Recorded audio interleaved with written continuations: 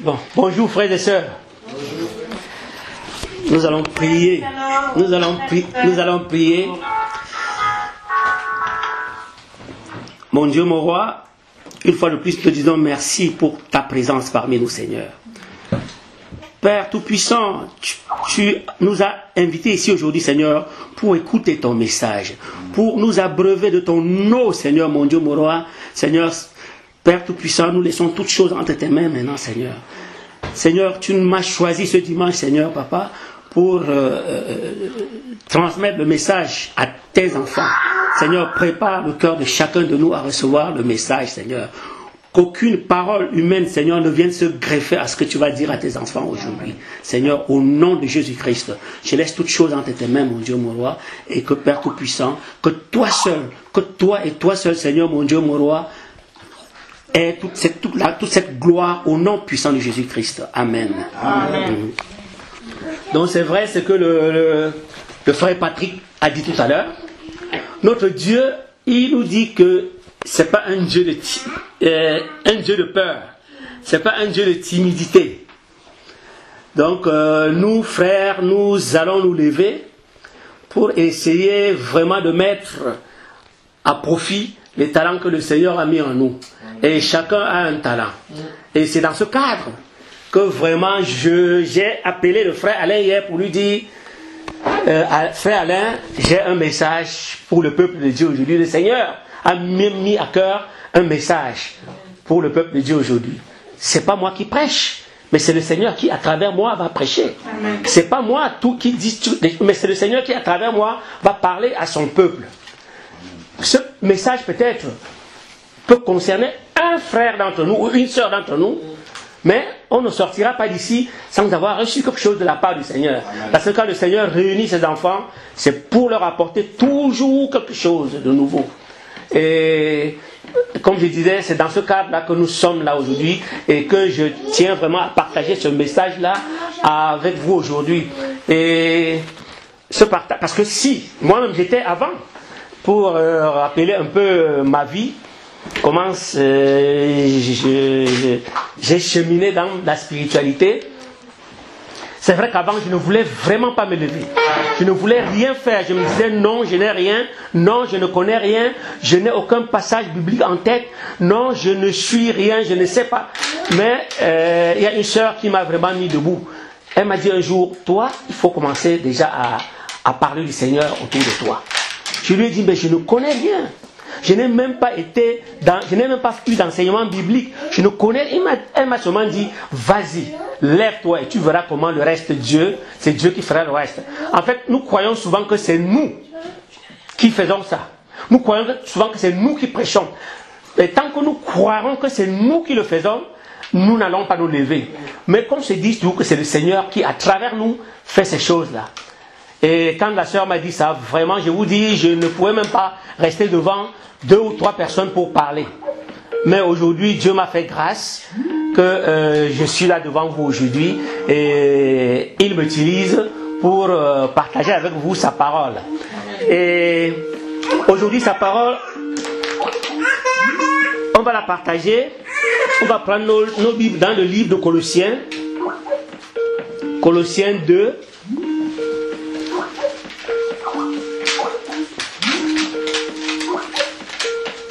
Colossiens 2, versets 6 à 10.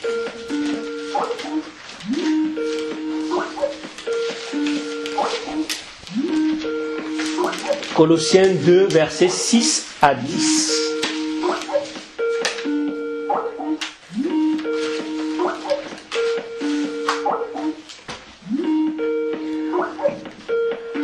Ainsi donc, tout comme vous avez accueilli le Seigneur Jésus-Christ, marchez en lui. Soyez enracinés et fondés en lui, affermis dans la foi telle qu'elle vous a été enseignée. Et soyez-en riches en exprimant votre reconnaissance à Dieu. Faites attention que personne ne vous prenne au piège par la philosophie, par des tromperies sans fondement qui s'appuient sur la tradition des hommes, sur les principes élémentaires qui régissent le monde et non sur Christ. En effet, c'est en lui qu'habite corporellement toute la plénitude de la divinité. Vous avez tout pleinement en lui, qui est le chef de toute domination et de toute autorité. Amen. Amen. C'est la parole du Seigneur. Donc aujourd'hui, nous allons parler d'accueillir le Seigneur dans notre vie, de marcher avec lui et vraiment de faire attention à tout ce qui nous entoure. Parce que très souvent, j'ai observé ça et moi-même déjà je l'ai manifesté. Quand nous venons de donner notre vie au Seigneur, quand nous venons de naître de nouveau, nous sommes très enthousiastes, nous sommes contents d'accueillir le Seigneur, parce que le Seigneur vraiment le Seigneur, il a longtemps frappé à nos portes, à la porte de nos cœurs, et nous lui avons ouvert la porte de nos cœurs, nous avons accepté de lui ouvrir notre porte, et c'est ainsi qu'il rentre dans nos vies et que nous l'accueillons. Et cet enthousiasme-là se manifeste selon les personnes. Et moi particulièrement, quand j'ai été né de nouveau, vraiment j'étais très content. Je me disais, ben voilà, c'est bien maintenant, je n'appartiens plus à l'autre monde. J'appartiens maintenant à Jésus-Christ. J'étais content de l'accueillir dans ma vie. J'étais content de l'accueillir, qu'il vienne vraiment qu'il vienne faire partie prenante, qu'il prenne ma vie en main, en charge. Et combien nous avons été contents, je dis, le jour-là. Est-ce que le jour-là, nous avons accueilli le Seigneur vraiment, réellement et sincèrement dans notre vie? Parce que nous l'accueillons dans notre vie. Nous confessons que Seigneur, nous allons te suivre. Nous allons marcher, Seigneur, comme tu nous demandes de le faire. Nous allons marcher selon ta volonté, Seigneur. Mais est-ce que réellement, après avoir accueilli le Seigneur dans notre vie, comme il l'a dit que ainsi donc, tout comme vous avez accueilli le Seigneur Jésus-Christ, est-ce que vraiment en l'accueillant dans notre vie et en lui disant que Seigneur, nous allons te suivre, est-ce que réellement nous avons marché comme Jésus-Christ nous le demande? Est-ce que nous marchons comme Jésus-Christ nous le demande? Parce que dans ce passage, il y a cette partie qui m'a tellement marqué. Marcher en lui, marcher avec Jésus-Christ. Nous l'avons accueilli dans notre vie, mais maintenant il faut marcher avec lui. Et dans cette démarche avec lui, il y a des principes qu'il faut respecter. Nous voyons comment les disciples avant, qu'est-ce qui se passait avec les disciples avant? Quand le Seigneur les appelait, ils laissaient tout, ils abandonnaient tout pour suivre le Seigneur. Et ils étaient tous les jours avec le Seigneur. Ils marchaient tous les jours avec le Seigneur. Ils suivaient le Seigneur partout où le Seigneur allait. Le Seigneur allait n'importe où, ils étaient derrière le Seigneur. Ils marchaient avec le Seigneur partout. Et le Seigneur était avec eux. Le Seigneur les nourrissait, leur donnait à manger et tout. Mais est-ce que nous aujourd'hui, après avoir accueilli le Seigneur dans notre vie, est-ce que nous marchons réellement avec le Seigneur? Est-ce que réellement, sincèrement, nous marchons avec le Seigneur? Parce que le Seigneur, avant, avec les disciples, il était avec les disciples physiquement. Il a dit à Simon-Pierre, laisse-moi tout ça, il était pécheur. Il lui a dit, laisse tout ça et viens et suis-moi. Nous avons accueilli le Seigneur et nous le suivons maintenant. Est-ce que nous marchons réellement avec lui? Parce que avant, comme je disais tout à l'heure, le Seigneur, il était physiquement au milieu avec ses disciples. Mais aujourd'hui, il n'est plus là. Et en partant, il nous a dit que je ne vous laisse pas orphelin. Je vous laisse avec je vais vous envoyer une puissance. Je vais vous envoyer le Saint-Esprit qui sera toujours avec vous. Et il nous a laissé aussi sa parole, le Seigneur. Et pour marcher avec lui aujourd'hui, pour le suivre aujourd'hui, nous devons suivre sa parole. C'est la parole de Jésus que nous devons suivre aujourd'hui. En lieu et place de Jésus-Christ qui n'est plus là physiquement, mais c'est sa parole que nous allons suivre aujourd'hui. Et quand nous regardons aujourd'hui, quand moi je regarde ma vie aujourd'hui, je me pose des questions. Est-ce que je suis vraiment Jésus-Christ? Est-ce que je marche vraiment en Jésus? Est-ce que je marche réellement avec Jésus-Christ comme il me le demande? Comme il est rentré dans ma vie, est-ce que je marche réellement avec lui? C'est-à-dire que est-ce que je marche selon sa parole? Est-ce que réellement je marche avec lui? Et comme dans le monde, les gens font le bilan de leur vie, comme partout, les gens font le bilan de leur vie. Nous aussi, on est souvent appelés à faire le bilan de notre vie spirituelle et voir un peu, faire un break comme on dit, et nous demander est-ce que réellement je suis sur le bon chemin? Est-ce que réellement je suis en train de marcher avec le Seigneur? Est-ce que là où je vais là, c'est vraiment, est-ce que c'est le chemin que le Seigneur voudrait que j'emprunte? Et si c'est un mauvais chemin, on change de cap. Et nous devons toujours nous poser cette question-là tout le temps en nous demandant est-ce que réellement je marche avec le Seigneur? Est-ce que je marche comme le Seigneur me le demande tous les jours? Est-ce que je marche selon la parole du Seigneur? Non. On doit se poser ce genre de questions.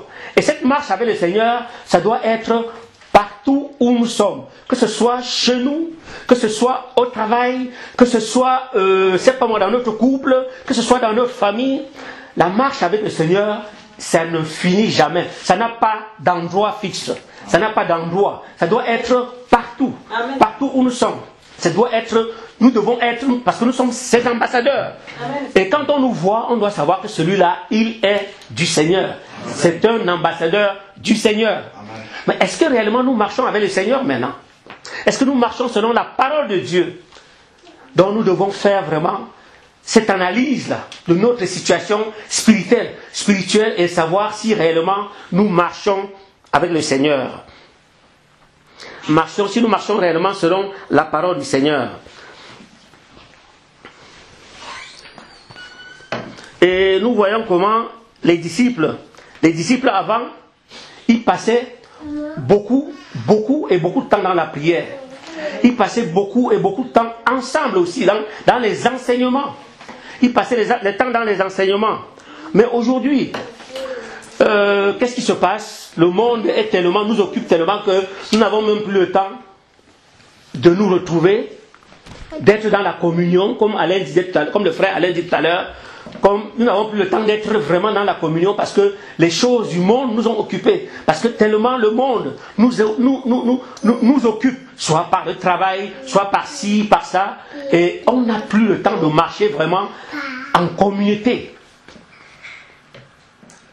Nous voyons comment les disciples avant, ils étaient toujours constamment dans la prière. Ils suivaient les enseignements ensemble. Nous ne pouvons pas progresser vraiment dans cette marche avec le Seigneur si nous ne sommes pas enseignés tout le temps. Si nous ne sommes pas enseignés tout le temps, parce qu'on va être enseigné aujourd'hui, après on va laisser un bout de temps, une semaine ou 2 semaines, avant de recevoir les enseignements, et après les choses du monde vont venir se greffer à ce que nous avons reçu, et ça va étouffer ce que nous avons reçu. Parce que nous voyons comment ce qu'on a sémé. Le semeur il sème, mais au milieu il y a les mauvaises herbes qui poussent. Et les mauvaises herbes, c'est que nous avons reçu un enseignement, mais après, le temps entre les 2 enseignements, nous recevons plein de choses, nous regardons plein de choses qui prennent corps dans nos pensées, et finalement, même les enseignements que nous avons reçus, nous essayons d'oublier. On oublie, et ce qui fait que vraiment ça compromet notre marche avec le Seigneur.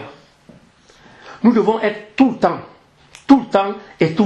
prier sans cesse. Le Seigneur nous a dit de prier sans cesse et de prendre et de toujours avoir sa parole en main. Parce qu'il n'y a de vie que dans sa parole. Il n'y a de vérité que la parole de Dieu. Nous devons marcher vraiment avec Jésus-Christ, qui aujourd'hui n'est plus là physiquement. Mais sa parole est là. Sa parole est là avec nous. Et donc ça veut dire que Jésus-Christ est avec nous. Et nous devons marcher avec sa parole. Nous devons marcher avec Jésus-Christ. En marchant avec la parole de Jésus-Christ, nous marchons avec Jésus-Christ lui-même. Nous marchons avec Jésus-Christ lui-même. Et nous savons que vraiment le Seigneur a un plan. Sur le plan spirituel, le Seigneur a un plan pour chacun de nous. Pas bon, quand nous allons dans les dénominations ou dans certaines assemblées, le Seigneur dit que le Seigneur a un plan pour toi, le plan de réussite, le plan matériel. Non, leur plan c'est souvent le plan matériel, le plan que Dieu va te bénir, le plan que Dieu va faire ceci pour toi. Mais nous, le plan que Dieu a fait pour nous, le plan que Dieu a pour nous, c'est un plan spirituel, sur le plan spirituel, parce qu'il sait que il va nous élever spirituellement. Ce n'est pas une élévation matérielle, mais c'est l'élévation spirituelle. C'est le plan que le Seigneur a avec nous. Nous allons passer du lait des bébés qui prennent le lait, et il va nous élever spirituellement. Et quand nous lisons dans 1 Timothée 1, 1 Timothée 1,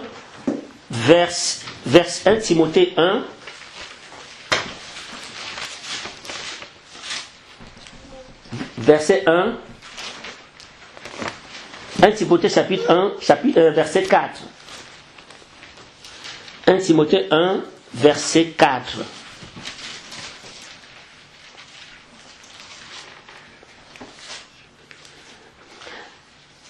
Et de ne pas s'attacher à des fables et des généalogies sans fin, qui produisent des controverses au lieu de servir le projet de Dieu qui s'accomplit dans la foi.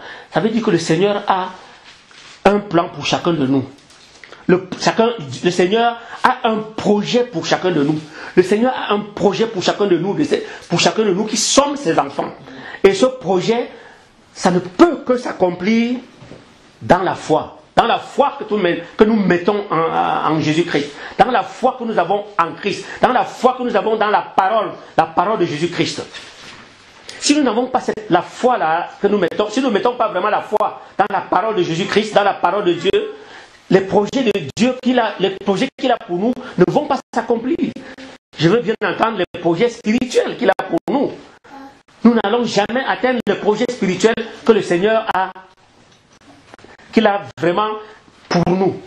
Donc nous devons vraiment faire tout et dans la foi pour rentrer dans ce projet que le Seigneur a pour nous.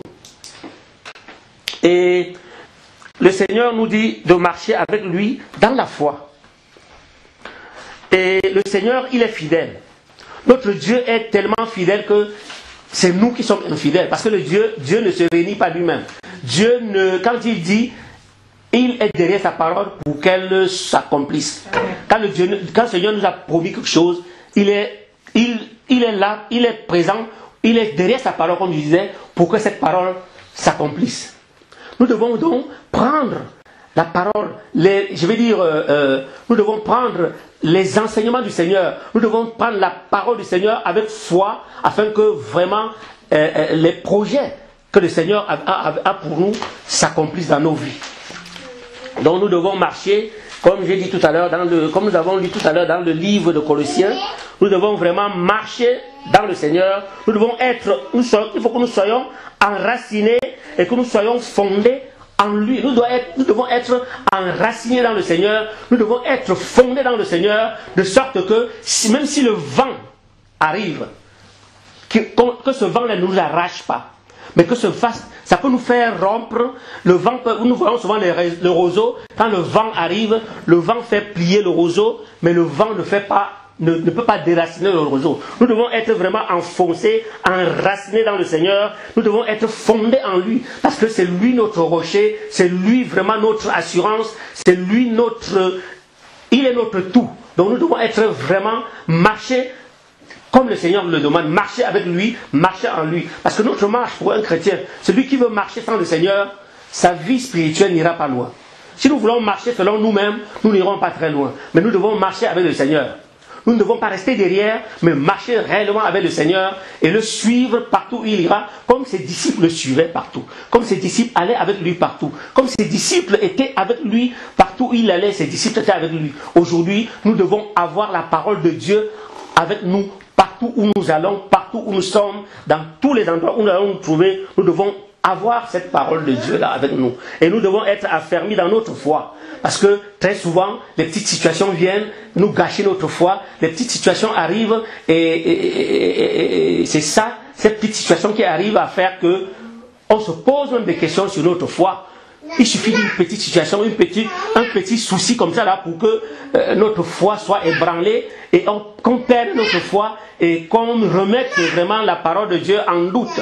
Alors que réellement, en tant qu'enfants de Dieu, ça ne devrait plus nous arriver. Parce que nous savons en qui nous avons cru. Nous savons en qui nous croyons. Parce que c'est le Dieu tout-puissant. C'est le Dieu qui est au-dessus de toutes les dominations et de toutes les autorités. Donc nous savons en qui nous avons cru. Donc chaque fois que nous sommes ébranlés par rapport à une situation, nous devons vraiment nous tourner rien que vers ce Seigneur-là. Et ça me ramène à nous parler d'une sœur qui m'appelle souvent pour me dire, frère Nicanor, vraiment, j'ai telle situation, est-ce qu'on peut prier? J'ai telle autre situation, est-ce qu'on peut prier? Et il lui arrive souvent de m'appeler, mais une fois, elle a reçu un coup, alors là vraiment, un coup qui l'a vraiment sommé. Ça l'a sommé, et j'ai été au courant du coup, mais je l'ai laissé faire. Je ne lui ai rien dit. Et après, je l'appelle, je lui demande comment ça va. Elle me dit ça va très bien. Je lui demande comment ça va très bien. Elle me dit ça va très bien. Je lui dis mais quelle situation là que je connais là, ça s'est passé comment? Elle me dit non, je me suis tourné vers mon Seigneur. Amen. Et le Seigneur a résolu le problème rapidement. Alors que c'était une situation vraiment très très grave. Et je croyais que vraiment tout allait se gâter. Mais elle m'a dit non. Quand ça m'est arrivé, je me suis seulement tourné vers le Seigneur. Amen. Et le Seigneur a résolu le problème. Amen. Et je vous dis que ça ne faisait même pas 5 heures de temps que ce problème-là existait. Et le Seigneur a dit, voilà, tu vois maintenant, tu comprends maintenant que chaque fois, il faut seulement te tourner vers ton Dieu. Il ne faut plus se tourner vers un homme ou vers qui que ce soit. Nous devons marcher vers le Seigneur, avec le Seigneur. Marcher avec le Seigneur et nous tourner toujours vers lui quand ça ne va pas. Nous tourner vers le Seigneur pour lui demander le soutien, pour lui demander de l'aide. Parce qu'il n'y a de l'aide qu'en lui. Nous n'avons de force qu'après lui. Parce que là où nous force, nous n'avons plus de force. Mais c'est lui qui prend le relais et c'est lui qui fait toutes choses à notre place. Amen. À notre place, Seigneur. Le Seigneur, il est fidèle. Il est fidèle en tout. En tout. Quand le Seigneur nous promet quelque chose, il nous donne. Et dans ce passage aussi, le Seigneur nous demande de faire attention. Faire attention à qui? Que personne ne vous prenne au piège par la philosophie. Et nous voyons comment aujourd'hui, il y a beaucoup de philosophie aujourd'hui dans le monde. Beaucoup viennent parce qu'il sait trop parler, parce qu'il est bon parleur. Il prend la Bible, il se met à philosopher, à tromper les brebis de Dieu, à raconter n'importe quoi, à détourner la doctrine, la parole de Dieu, à détourner la saine doctrine. Et voilà comment les enfants de Dieu se retrouvent ballottés. Et voilà comment les enfants de Dieu se retrouvent aujourd'hui emportés par tout vent. Mais nous devons marcher avec le Seigneur. Et nous devons faire très attention à ces genres de doctrines-là. C'est pourquoi nous devons toujours avoir le regard fixé vers Dieu, le regard fixé sur la parole de Dieu, sur la parole du Seigneur, pour éviter ce genre de philosophie. Qu'on vienne nous tromper par de fausses philosophies, par des tromperies sans fondement. Des gens, nous voyons, d'ailleurs, le Seigneur l'avait prévu, que le dernier moment, quand les temps viendront, les gens viendront, ils vont parler de bons langages, même les élus pourront être séduits. Voilà, nous voyons aujourd'hui comment se passe. Nous, on a suivi encore, nous suivons sur YouTube, des hommes de Dieu qui s'en vont prendre des médicaments, qui s'en vont prendre, qui s'en vont en Inde, qui s'en vont partout au Nigeria, chez des marabouts, prendre des médicaments parce qu'ils veulent avoir des fidèles. Ils viennent, et comme les gens aujourd'hui sont friands de miracles, comme les chrétiens aujourd'hui sont friands de miracles, comme les chrétiens aujourd'hui sont friands de celui qui parle bien, de quelqu'un qui trompe, qui sait mentir, l'homme a toujours été attiré par ce qui va contre la parole de Dieu, par les tromperies. Et c'est pour ça que le Seigneur nous met en garde aujourd'hui contre des tromperies qui sont sans fondement, parce que ça ne nous emmène nulle part. Cette tromperie s'appuie sur les traditions des hommes. Ça s'appuie sur les traditions des hommes. Et le Seigneur nous dit aujourd'hui de faire vraiment très attention, de faire attention sur les principes élémentaires. Les principes élémentaires qui régissent le monde. Et nous avons des principes élémentaires qui régissent le monde aujourd'hui, parce que les gens courent après. Oh, donne ceci, Dieu va te bénir. Fais ceci, Dieu va te bénir. Fais ça, Dieu va te bénir. Dieu va te bénir en te donnant beaucoup d'argent. Dieu va te bénir en te donnant beaucoup de biens matériels. Mais or, nous savons que Dieu nous a dit, cherchez premièrement le royaume et la justice. Amen. Et tout le reste, Dieu connaît mieux nos besoins que nous-mêmes. Dieu connaît tout ce qu'il nous faut. Bon, nous ne devons plus courir contre tout ça. Et les choses qui régissent le monde aujourd'hui, le monde s'est fait une philosophie aujourd'hui. Le monde s'est fait un standard aujourd'hui. Un standard de réussite aujourd'hui. Si tu n'as pas une grosse voiture, tu n'as pas réussi dans ta vie. Si tu n'as pas une très belle maison, tu n'as pas réussi dans ta vie. Si tu n'as pas un gros diplôme, si tu n'as pas été à Harvard, tu n'as pas réussi dans ta vie. Si tu n'as pas beaucoup d'argent dans ton compte, tu n'as pas réussi dans la vie. Or Dieu, la réussite selon Dieu, c'est pas celle-là. C'est la réussite selon les hommes. Mais la réussite selon Dieu, c'est pas celle-là. Et nous avons un standard que le monde a dressé aujourd'hui. Mais nous savons que nous ne marchons plus selon le monde. Nous marchons maintenant selon le Christ. Et la parole nous dit, sur les principes élémentaires qui régissent le monde. Et non sur Christ. Donc nous ne devons plus dépendre du monde, mais nous devons dépendre du Christ. Amen. Donc c'est-à-dire que nous ne devons plus faire les choses pour faire plaisir au monde, aux gens, au regard des gens, mais nous devons faire les choses pour faire plaisir à notre Dieu, à Jésus-Christ. Donc, ce standard que le monde a dressé aujourd'hui, qu'il faut avoir beaucoup d'argent pour dire que tu as réussi, il faut avoir un très grand diplôme. Je veux pas dire, les diplômes, c'est pas mauvais en tant que tel. Hein.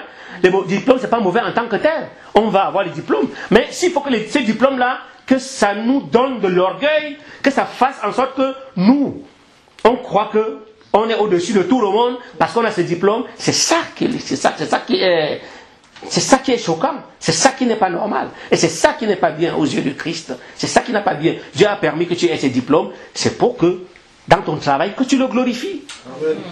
Mais si c'est pour te montrer, si c'est pour t'enorgueillir, pour être orgueilleux, le Seigneur dit non, c'est pas ça qu'il faut. Ça c'est le standard du monde. Ça c'est ce que le monde recherche. Ça c'est ce que le monde attend de nous. Mais nous ne sommes plus du monde.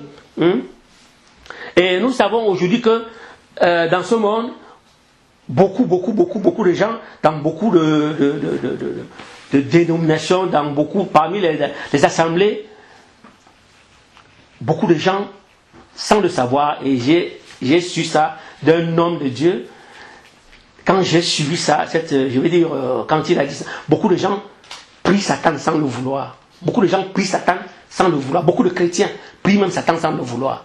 Parce que tu vois quelqu'un qui se lève et dit, Seigneur, je te prie, Seigneur, donne-moi une belle maison. Seigneur, donne-moi une belle voiture. Donne-moi, Seigneur, donne-moi de l'argent, Seigneur. Donne-moi ceci. Mais non, ça c'est pas Dieu, ça. On ne prie pas Dieu. Ça c'est prier Satan, ça. Ça c'est prier maman. Quand nous élevons nos prières à Dieu comme ça, c'est pas une prière, c'est pas ce que le Seigneur nous demande. Et comme on disait tout à l'heure, le Seigneur connaît nos besoins. Et le Seigneur a dit, recherchez premièrement les choses d'en haut. Recherchez les choses d'en haut, pas les choses d'en bas. Les choses d'en bas, c'est ce que tout le monde prie, tout le monde demande. Mais nous devons premièrement chercher les choses d'en haut. Notre regard doit être porté, nos cœurs doivent être portés vers les choses, vraiment les choses d'en haut.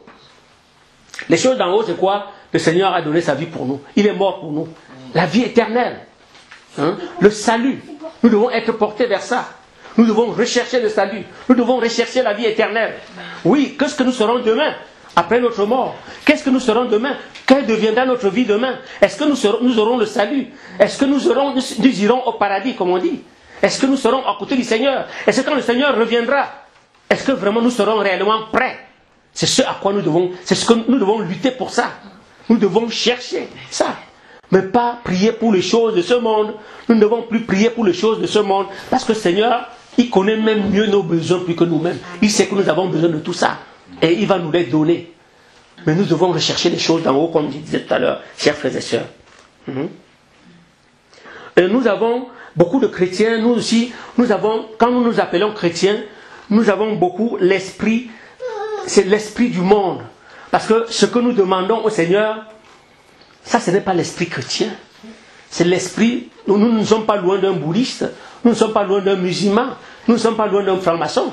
Quand nous élevons notre prière au Seigneur de cette manière-là, ça c'est pas l'esprit de Dieu qui est en nous, qui nous anime. C'est l'esprit des autres, c'est l'esprit du monde. C'est l'esprit du monde qui nous anime. C'est l'esprit du monde qui nous pousse à demander ces choses-là au Seigneur. Le Seigneur sait que nous en avons besoin. Il va nous les donner. Ça, c'est tout. Donc nous devons vraiment, comme je disais tout à l'heure, chercher le royaume des cieux. Nous devons chercher la vie éternelle. Nous devons chercher à être prêts pour le jour de l'enlèvement. Quand le Seigneur viendra, quelle sera notre situation? Est-ce que nous serons bien enracinés dans la parole? Est-ce qu'il va nous trouver prêts? C'est la question que nous devons nous poser tout le temps. Oui, Seigneur. Et dans nos témoignages, dans les témoignages aussi à l'église, quand nous nous retrouvons, le Seigneur m'a donné la voiture, le Seigneur m'a donné la maison. C'est vrai, c'est bien tout ça. Que le Seigneur nous donne ça. C'est bien. Mais le plus grand, parce que les gens qui sont dans le monde aussi, ils ont ça. Sans connaître le Christ. Sans demander mon Seigneur, ils ont tout ça. Ils travaillent, ils ont tout ça. Les gens qui sont dans le monde, ils ont tout. Mais nous devons plutôt témoigner. Le Seigneur nous a délivrés de telle chose. Le Seigneur m'a délivré de telle chose. Le Seigneur m'a fait grâce pour que je sorte des ténèbres. Ça doit être vraiment notre témoignage de tout le temps. Notre témoignage. Parce que moi, par exemple, vraiment, je peux dire que le Seigneur m'a fait beaucoup de choses. Il m'a délivré de beaucoup de choses. Il m'a délivré de la musique du monde. Moi, j'étais quelqu'un qui, de 24 heures sur 24, avant de dormir, si je n'écoutais pas le jazz, je ne dormais pas. C'est ça qui me berçait, c'est ça qui me faisait dormir. J'étais quelqu'un, je buvais beaucoup d'alcool. J'étais quelqu'un, je fumais beaucoup, au moins 3 paquets par jour. J'étais quelqu'un, je me droguais. Mais le Seigneur m'a délivré de tout ça. Et jusqu'aujourd'hui, vraiment, je ne peux ne pas témoigner pour ça. Le Seigneur m'a donné des biens matériels, mais ça, tout le monde peut avoir ça. Même les gens qui sont dans le monde, ils peuvent l'avoir. Ils en ont même d'ailleurs. Ils en ont même plus que nous, les enfants de Dieu. Ils sont même plus riches que nous, les enfants de Dieu. Mais, ils n'ont pas la lumière dans leur vie. Ils ne connaissent pas la lumière. Ils sont encore dans les ténèbres. Ils n'ont pas la lumière dans leur vie. Ils ne connaissent pas Jésus. Ils ne connaissent pas le Christ. L'autre jour, j'étais encore avec à mon travail. Il y a un contrôleur qui est venu comme ça. Il était en train de fumer. Et après, il me dit, vous ne fumez pas, vous? J'ai dit, non, je ne fume pas. Mais je fumais beaucoup. Mais le Seigneur m'a délivré. Il me dit, quoi donc? J'ai dit, mais le Seigneur m'a délivré de la cigarette. Et mais comment? J'ai dit, mais j'ai prié. Le Seigneur m'a délivré de la cigarette. Il dit, ah bon? Comment ça se fait que le Seigneur te délivre de la cigarette? J'ai dit, mais vous-même, vous pouvez prier et le Seigneur va vous délivrer. Demandez au Seigneur. Parce qu'il dit qu'il a déjà tout fait pour laisser tomber la cigarette, mais il ne peut pas. Il a pris les patchs, il prend les cachets, il se décide, mais après, quand il voit qu'un fumer, il est obligé de demander la cigarette. Mais c'est une grande délivrance. C'est un grand miracle de Dieu. C'est un grand témoignage que le Seigneur nous délivre de ces choses-là, de ces choses que le monde ne connaît pas. De nous sortir de ce monde-là déjà. C'est un grand témoignage. Que le Seigneur, tous les jours, nous renouvelle le souffle de vie. Ce sont des témoignages. Que le Seigneur fasse de nous. Nous sommes d'une famille et le Seigneur nous sort d'une famille pour que nous soyons la lumière. Que le Seigneur fasse de nous des ambassadeurs. Alors que nous n'avons rien mérité pour être ça. Vraiment, c'est un grand témoignage. Nous devons témoigner pour le Seigneur. Nous devons témoigner, pas témoigner sur les biens matériels. Parce que les gens qui sont dans le monde aussi, ils ont ces biens matériels-là. Il n'y a pas de différence avec eux. On n'a pas de différence avec eux. Mais nous devons témoigner pour les choses poignantes. Que quand tu témoignes devant un païen qui te dise, ah, moi, ton Seigneur, là, je veux le suivre. Si c'est ça qu'il te donne, parce que je vois, j'ai les voitures, j'ai tout ce qu'il me faut, mais je croyais que j'ai tout ce qu'il faut. Même la paix, pour la paix que le Seigneur met en nous, dans nos cœurs. Amen. Mais ce n'est pas tout le monde. Nous avons des gens aujourd'hui qui ont tellement d'argent, mais qui n'ont pas cette paix que nous avons. Qui ont de l'argent que nous envions. Mais enfin, quand tu rentres dans sa vie, tu te rends compte que, mais celui-là, il n'est pas en paix. Quand tu rentres vraiment dans sa vie, tu te rends compte que, mais celui-là, donc, c'est une souffrance. C'est une souffrance, sa vie n'est que souffrance. Mais Dieu nous a fait grâce aujourd'hui. Il nous a choisis comme ses enfants. Il a fait que nous soyons ses enfants. Et il nous donne cette paix-là tous les jours. Parce que dans cette paix, nous espérons tout en lui. Et comme il ne nous déçoit jamais, il est toujours avec nous. Le Seigneur est toujours avec nous. Il est toujours prêt à nous soutenir. Il est toujours prêt à nous prendre. Toujours prêt prêt à répondre à nos problèmes, prêt à nous, Seigneur, vraiment à nous soutenir dans nos efforts. Amen. Et le Seigneur, il nous dit aussi, dans le livre de Galates 2, verset 20, c'est vrai que le livre de Galates, verset 20, Galates 2, verset 20,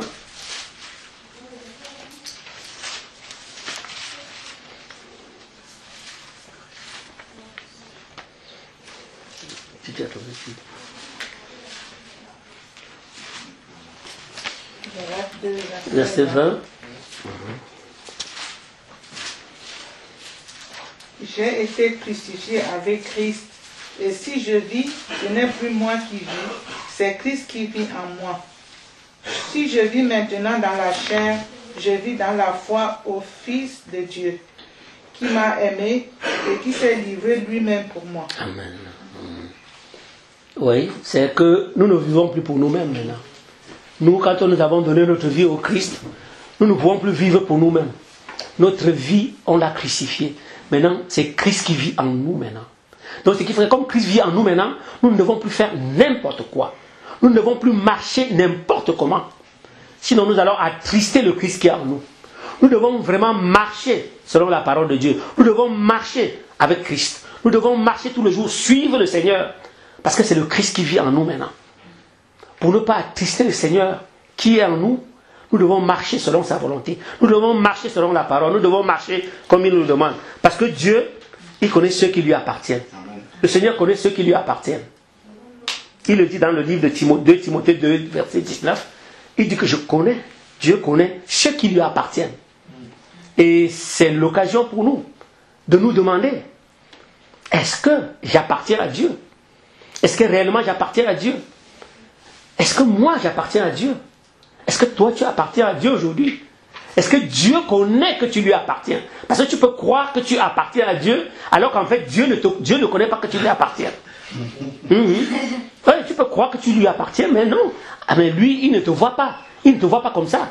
Donc nous devons poser cette question-là. Est-ce que réellement Dieu connaît que je lui appartiens? Est-ce que Dieu sait que je suis réellement son fils? Est-ce qu'il sait réellement que je suis réellement son fils? C'est vrai que c'est pas facile, hein? Dans ce monde où nous vivons aujourd'hui, c'est pas vraiment facile de marcher vraiment comme le Seigneur nous a demandé. Mais si nous comptons sur nos propres efforts, nous ne pouvons pas. Nous ne pouvons pas le faire. Nous ne pouvons pas le faire si nous comptons sur nos propres efforts. Et le Seigneur nous dit dans le livre de 2 Timothée 3, dans le livre de 2 Timothée 3 que 2 Timothée 3, verset 16.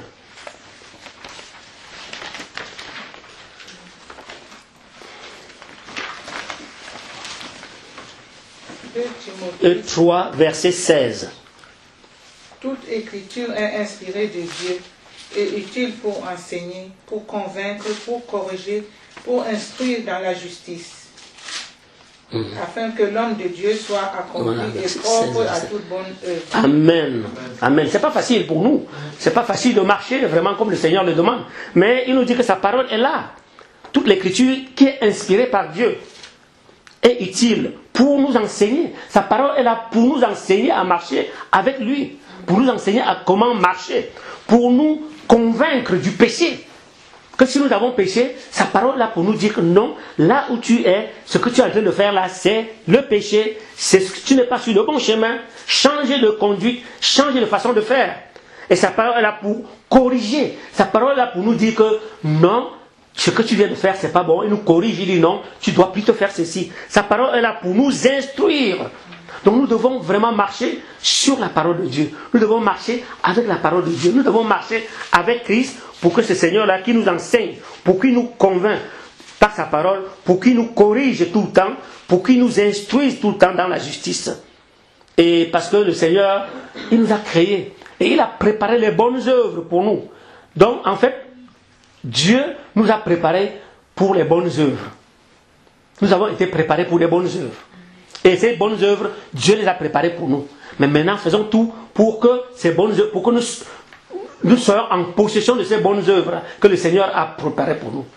Parce que quand le Seigneur nous voit, sur les mauvaises voies, il est attristé. Dieu, dans sa patience, il est là, il nous attend. Parce que c'est un Dieu qui est infiniment patient.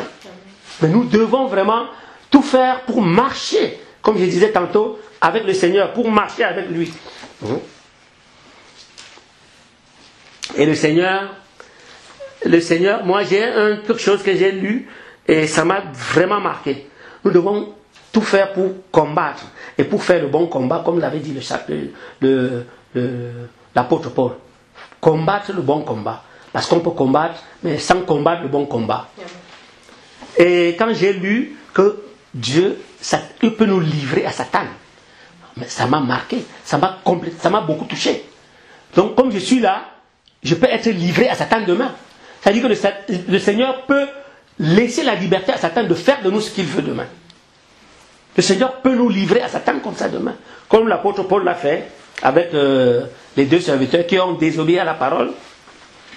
Ça, on peut le lire dans le livre de 1 Corinthiens, chapitre 5, verset 5. Et dans le livre de 1 Timothée, chapitre 1, verset 18 à 20. 1 Timothée, chapitre 1.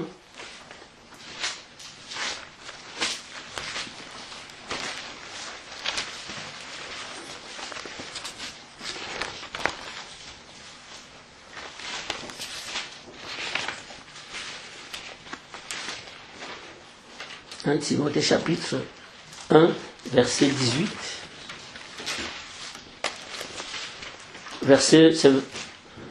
C'est verset 20. Verset 18 à 20. Timothée, mon enfant, voici l'instruction que je t'adresse, conformément aux prophéties faites précédemment à ton sujet, t'appuyant sur elles, combat le bon combat, en gardant la foi et une bonne conscience. Cette conscience, quelques-uns l'ont rejetée et ils ont fait naufrage par rapport à la foi. C'est le cas d'Hyménée et d'Alexandre que j'ai livré à Satan afin qu'ils apprennent à ne plus blasphémer. Donc, il a livré 2 personnes à Satan. Donc, nous devons combattre le bon combat pour aussi ne pas être livrés à Satan. Parce que dans ce cas, Dieu va laisser vraiment la liberté à Satan de faire de nous ce qu'il veut. Et vraiment, quand ça se passe comme ça, nous devons seulement nous repentir sincèrement, abandonner franchement et abandonner vraiment tout ce que nous avons, abandonner notre vie, notre ancienne vie, abandonner la chair, abandonner tout ce qui ne concerne pas le Seigneur, tout ce qui ne glorifie pas le Seigneur, et suivre le Seigneur. Parce que Dieu, le Seigneur Jésus-Christ, dans son amour infini, dans sa bonté infinie, dans sa patience et dans son amour infini, qu'on ne le pousse pas à nous livrer à Satan. Nous ne devons pas pousser le Seigneur à nous livrer à Satan en nous comportant vraiment comme il ne le veut pas, en nous comportant de manière qui ne glorifie pas le Seigneur. Vraiment, nous devons tout faire pour ne pas pousser le Seigneur à nous livrer à Satan. Amen. Ouais, c'est vraiment ce message que le Seigneur m'avait mis à cœur aujourd'hui de partager un peu avec vous. Amen.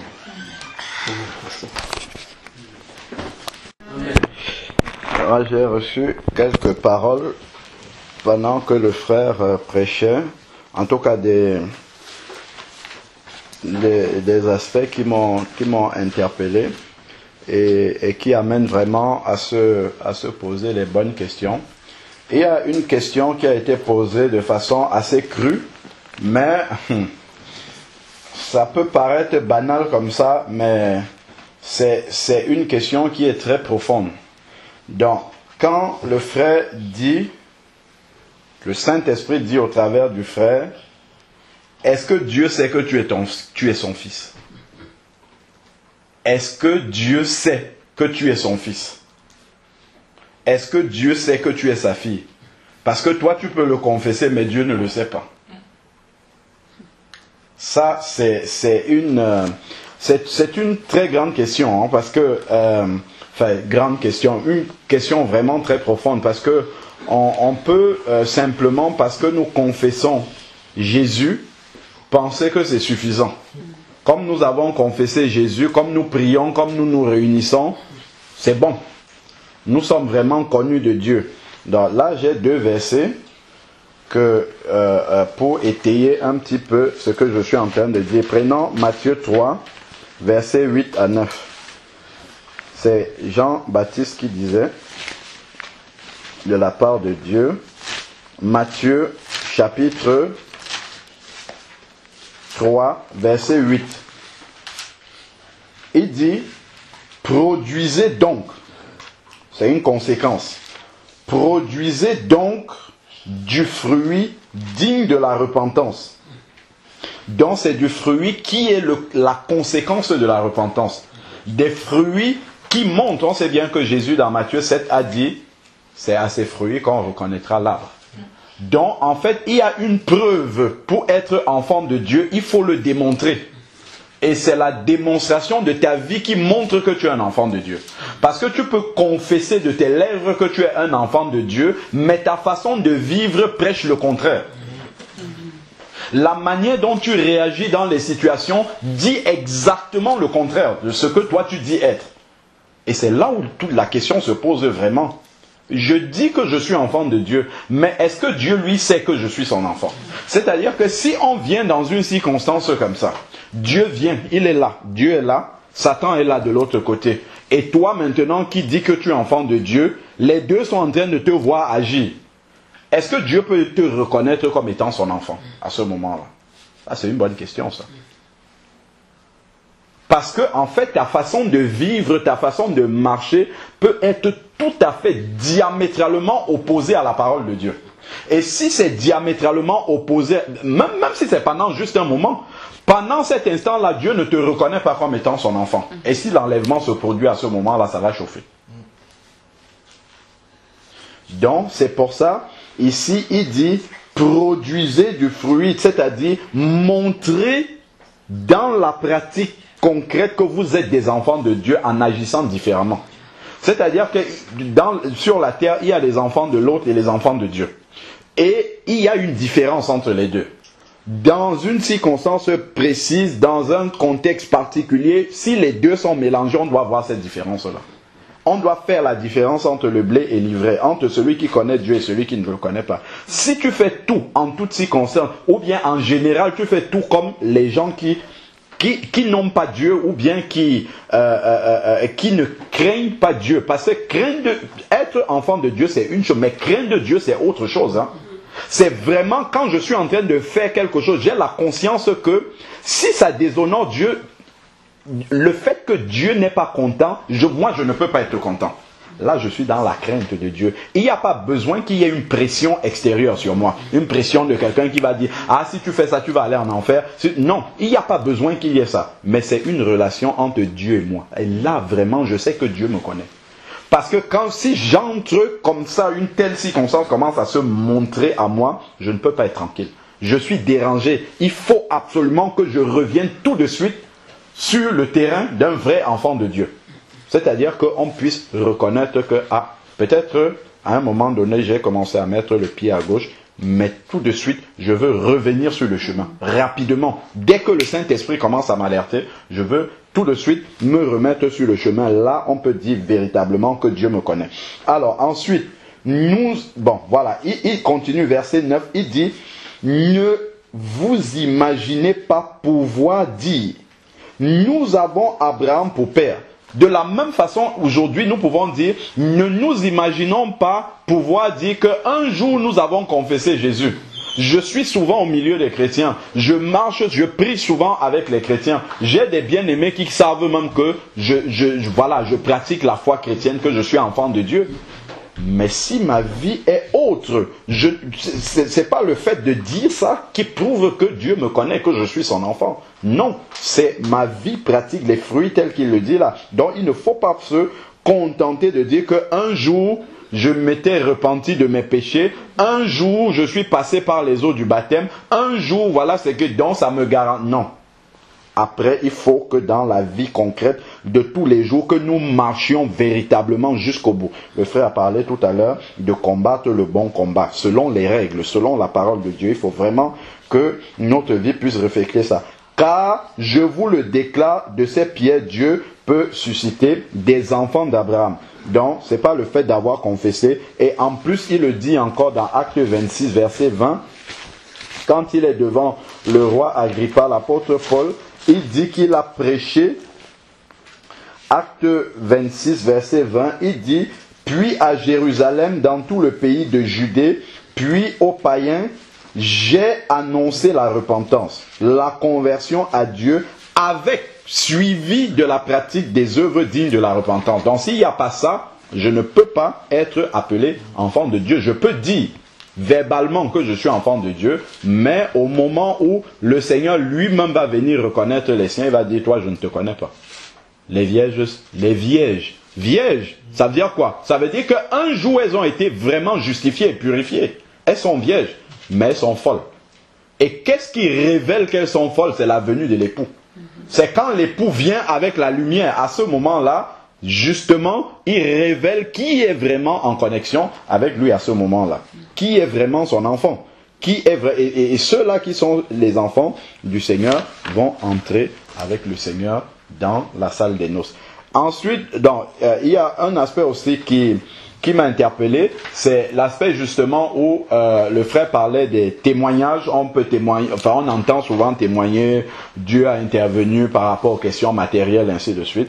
Et je voulais rajouter aussi un autre aspect, c'est que même la guérison divine, c'est bien de témoigner que Dieu nous a guéris, il a intervenu puissamment, on était malade de je ne sais pas très quelle maladie incurable, Dieu a intervenu, ainsi de suite. C'est bien. Ça montre la puissance de Dieu. Ça rend gloire à Dieu. Mais il ne faut pas que, au-delà de ce témoignage, qu'on se trompe en pensant que le fait d'avoir été guéri par Dieu montre que Dieu approuve notre façon de vivre. Pas du tout. Dieu peut guérir même un païen. Dieu guérit les païens aussi. Même miraculeusement, Dieu peut guérir un païen miraculeusement. Un païen qui était couché sur son lit se lève, il commence à marcher. Il guérit complètement. Dieu peut faire cela pour faire éclater sa gloire. Mais il ne faudrait pas qu'on se trompe. Parce que quand quelqu'un vient, il monte sur l'estrade, il dit, ah oui, Dieu, j'étais ceci, Dieu m'a touché, il a fait ceci, ainsi. C'est bien. Mais les gens commencent à le regarder comme si c'était lui qui avait... parce que c'est comme si c'était une approbation spéciale de Dieu dans sa vie de l'avoir guéri. Non, pas du tout. Il faut vraiment que on arrive à dissocier ces deux aspects-là. Dieu a intervenu puissamment pour le sortir de cette situation-là, donc pour l'amener. D'ailleurs, je crois que là, il y a un verset qui dit la bonté de Dieu nous pousse à la repentance. Donc le fait que Dieu agisse puissamment comme ça dans notre vie et que nous savons pertinemment que notre vie ne glorifie pas Dieu, ça doit nous pousser à mettre les choses en ordre dans notre vie pour avancer et glorifier Dieu. Donc voilà aussi un autre aspect.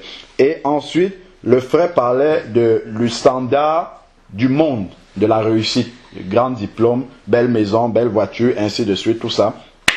Dieu nous donne la réponse dans Luc 16, versets 19 à 31. L'homme riche et le pauvre Lazare, c'est clair. À la fin, on voit qui a réussi sa vie clairement. Donc, on a le standard du monde et on a la vérité de Dieu. Et ça, dès la mort des deux, on voit exactement qui a réussi sa vie. Philippiens 2, verset 12, nous parle de Philippiens chapitre 2, verset 12, dit « Ainsi donc, bien-aimés, comme vous avez toujours obéi, avec crainte et tremblement, travaillez à votre salut. » Donc, on a reçu le salut gratuitement, mais il faut le garder. Donc, il faut travailler à ce que ça se manifeste maintenant. On a reçu intérieurement, dans notre esprit, la perfection au moment de la conversion, mais pratiquement, il faut que ça se manifeste. Et c'est la croissance du fruit dans notre vie qui atteste que réellement Dieu nous connaît, que nous sommes ses enfants, que sa graine vit en nous. Et 2 Timothée 4, 7, que le frère a cité tout à l'heure, il faut que chacun d'entre nous ayons cette aspiration-là au soir de notre vie, si le Seigneur nous en laisse l'occasion, c'est-à-dire que si on a l'occasion de réaliser comme l'apôtre Paul qu'on est vraiment au soir de notre vie et que nous sommes en train de finir, que nous puissions nous retourner sur notre vie et dire « J'ai combattu le bon combat de la foi ». Parce que souvent, on voit dans les obsèques des personnes, on fait le programme des obsèques, et quelqu'un qui ne connaît pas Dieu, il n'a aucune relation avec Dieu, ainsi de suite, on écrit dessus, j'ai combattu le bon comme non. Ce ne sont pas les gens qui doivent dire que tu as combattu, c'est toi-même, parce que toi tu connais avec ton Dieu les détails de ta vie. Dans l'intimité avec Dieu, tu sais exactement qui tu es. Si Dieu te connaît ainsi, c'est toi-même, c'est l'apôtre Paul. C'est pas Timothée qui a dit l'apôtre Paul a combattu le bon comme non. C'est l'apôtre Paul lui-même, en vérité devant Dieu, avec le Saint-Esprit, il dit j'ai combattu le bon combat de la foi.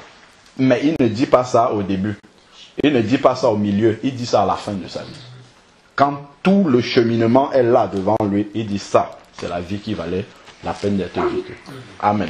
Que nous ayons cette aspiration-là aussi, chacun d'entre nous. Nous savons les épreuves sont là, les combats sont là, mais au travers de cela, nous savons que le Seigneur va nous aider toujours, nous soutenir. Et tant que nous avons la volonté d'avancer, le Seigneur est présent pour nous soutenir. Même si il nous arrive de chuter, le Seigneur est là pour nous relever, pour que nous puissions. Le but du Seigneur, c'est que tout le monde arrive sur atteigne la ligne d'arrivée. C'est vraiment ça le but du Seigneur. On a parlé de livrer à Satan. Si Dieu nous laisse libre cours à Satan dans notre vie, le frère a bien dit, c'est que c'est nous qui avons pousser Dieu à bout pour qu'il en arrive. Quand on regarde l'apôtre Paul, c'était vraiment des solutions extrêmes. C'est parce que les frères ne lui ont pas laissé d'autre choix que pour sauver même leur âme, pour les aider à comprendre vraiment. Il a été amené en fait à ce type de solution extrême pour le bien de ces bien-aimés-là. Amen. Amen. Je connais mes brebis me connaissent. Comme le Père me connaît et comme je connais le Père et je donne ma vie pour mes brebis. En fait, là, on voit que si quelqu'un vraiment est ancré en Jésus-Christ, il sait lui-même qu'il est en Jésus-Christ. Même Jésus-Christ, il sait aussi la personne. Il croit en fait, si quelqu'un même en Christ, il est une nouvelle créature en fait. Si une personne a fait des choses, des mauvaises choses, mais lui, même la personne aussi, il sait qu'il n'est pas en communion avec Dieu. Juste pour vous dire que même Dieu, il sait aussi les vraies personnes qu'il adore en esprit et en vérité. Amen. Amen. Tout à l'heure aussi, le frère a parlé de la bénédiction. Il parle même maintenant. Il y a des chrétiens qui sont prêts à faire des 10 000 km là où il y a des miracles. Mais pourtant, il y a une église tout près là. Il y a une église, on prêche la bonne nouvelle, on prêche l'église primitive. C'était ça l'église. Maintenant, les gens préfèrent monter en avion 10 000 km parce que les frères là, il y a tel miracle. Parfois, j'ai regardé au jour les frères aussi qui est touché. Il y a des gens qui viennent très très loin pour venir pour avoir la guérison. Mais est-ce qu'il n'y a pas une église à côté? Juste pour vous dire que vraiment, si quelqu'un vraiment croit en Christ, la personne même, elle sait bien que Dieu la connaît.